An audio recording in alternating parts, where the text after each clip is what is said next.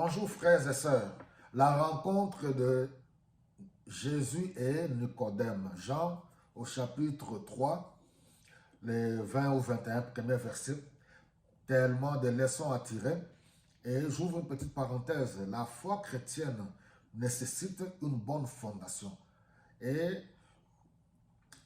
l'une des faiblesses que nous avons dans le christianisme, c'est que beaucoup n'ont pas une très bonne fondation.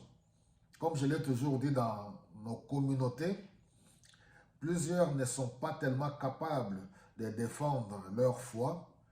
Le but, ce n'est pas pour entrer dans des débats stériles. Non. Avoir une bonne connaissance.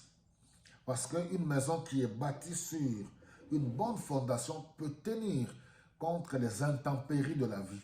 Il y a tellement de détracteurs de notre foi aujourd'hui, et ça ne date pas de jour de toute façon. Voilà, Nicodème qui vient trouver Jésus-Christ de nuit. Qui était Nicodème? D'abord, Nicodème, son nom Nicodémos, en grec qui signifie victoire du peuple. Il vient trouver Jésus-Christ de nuit, loin de tous ses collègues chefs religieux, parce que c'est eux qui siégeaient dans le Sanhédrin, dans le conseil suprême des chefs religieux à l'époque des Juifs. Alors, il ne faut pas que les autres le voient. Déjà, j'ouvre une petite parenthèse, que le salut est individuel.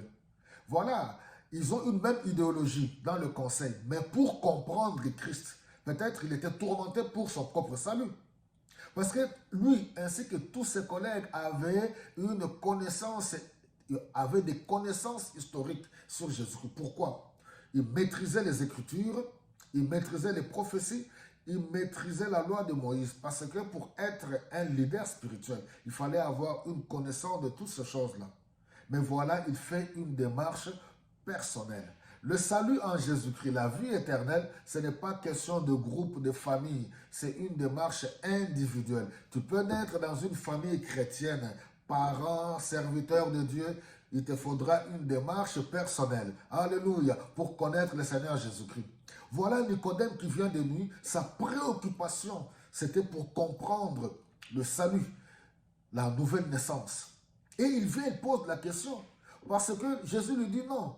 Lui, il dit, mais comment moi, un adulte comme ça, barbu, pourrais-je encore rentrer dans le ventre de ma mère pour naître de nouveau?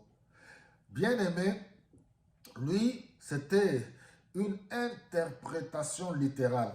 La connaissance intellectuelle, l'intelligence humaine ne peut pas comprendre les choses spirituelles. Parce que la nouvelle naissance dont on parle, c'est la naissance spirituelle que nous allons parler dans la deuxième partie.